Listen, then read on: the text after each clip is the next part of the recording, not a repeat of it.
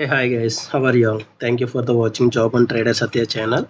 So ఈరోజు market ఎలా అనిపించిందండి? ఈరోజు మార్కెట్లో ప్రాఫిట్లో ఉన్నారా, లాస్లో ఉన్నారా? సో ఈరోజు అయితే నిఫ్టీ అండ్ బ్యాంక్ నిఫ్టీ పాజిటివ్లోనే క్లోజ్ అయిందండి. అసలు మార్నింగ్ నుంచి ఈవినింగ్ వరకు ఏమైందో మీకు ఎక్స్ప్లెయిన్ చేస్తాను ఈరోజు ఈ వీడియోలో ఎక్స్ప్లెయిన్ చేస్తాను. ఇది నిఫ్టీ అండి. నిఫ్టీ మార్నింగే 40 పాయింట్స్ 40 to 50 పాయింట్స్ అనేది నెగిటివ్లోకి వెళ్ళిందండి. తర్వాత బయర్స్ యాక్టివ్ అయ్యారు. సో మార్కెట్ని పాజిటివ్లోకి తీసుకెళ్లారు 227 పాయింట్స్. ఓకే అండి.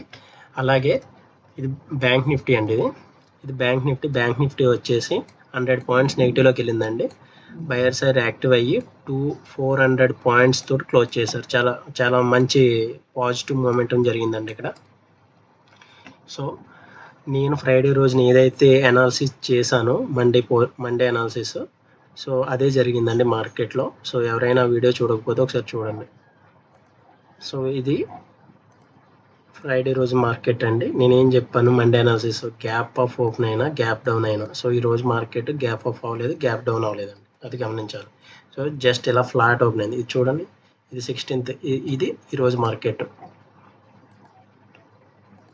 ఇది ఈరోజు మార్కెట్ అండి. ఇది ఈరోజు మార్కెట్, ఇది ఫ్రైడే రోజు మార్కెట్, ఇది మండే రోజు మార్కెట్. ఓకే అండి. సో ఇది ఫ్రైడే రోజు. సో నేను ఫ్రైడే రోజు ఏం చెప్పాను, ఇలా గ్యాప్ ఆఫ్ ఓపెన్ అయితే ఇక్కడ కన్సోలిడేషన్ అయ్యి ఇక్కడ బ్రేక్అవుట్ అయితే సిఈ సైడ్ ప్లాన్ చేయండి అని చెప్పాను. మండే రోజు ఇలా గ్యాప్ డౌన్ అయితే ఇది సపోర్ట్ లెవెల్ అండి, biggest support level. So market ఇక్కడ వరకు వచ్చి ఇలా రివర్సల్ అయ్యే ఛాన్స్ ఉంది. సో మరి ఇక్కడ కాల్ సైడ్ ప్లాన్ చేయండి అని చెప్పాను. అర్థమైందండి. సో మార్కెట్ అనేది అప్ సైడ్ మూమెంటం లేదు, డౌన్ సైడ్ మూమెంటం లేదు, జస్ట్ ఫ్లాట్ ఓపెన్ అయిందండి. ఇది 13th రోజు మార్కెట్ అనుకుంటే అండి ఇది. సో మండే రోజు ఇలాగ ఓపెన్ అయిందండి. ఇలా ఓపెన్ అయ్యి జస్ట్ ఇలా వెళ్ళిందండి. అర్థమవుతుందండి. సో నేను ఏదైతే చెప్పానో మేజర్ రెసిస్టెన్స్ జోన్ అని, మేజర్ సపోర్ట్ జోన్ అని, మార్కెట్ అక్కడే ఉందండి. సో మన లెవెల్స్ అనేది ప్రాపర్గా అనాలిసిస్ చేసి చెప్తున్నాను. సో ప్రాపర్గా ఇంప్లిమెంటేషన్ కూడా అవుతుంది. లైవ్ మార్కెట్ అండి, ఇది లైవ్ మార్కెట్లో కూడా ఇంప్లిమెంట్ అవుతుంది. సో నేను ఏదో రఫ్గా చెప్పట్లేదు. So support zone and resistance zone కరెక్ట్గా అనాలిసిస్ చేసే నేను ట్రేడ్ చేస్తున్నాను. సో ఇవంతా వర్క్ అవుతుందండి. సో టుమారో ఎలా ఉంటుందో నేను చెప్తున్నాను. సో మనకి మార్కెట్ అనేది ఇక్కడ ఈరోజు అండి, ఇది మండే మార్కెట్ అండి, ఇది మండే మార్కెట్. సో మనకి రేపు ఇలా గ్యాప్ ఆఫ్ ఓపెన్ అయినా, ఇలా గ్యాప్ డౌన్ అయినా, అర్థమవుతుందండి. మన గ్యాప్ ఆఫ్ అయినా గ్యాప్ డౌన్ అయినా మన లెవెల్స్ ఏం మారవండి. సో మన గ్యాప్ ఆఫ్ ఓపెన్ అయితే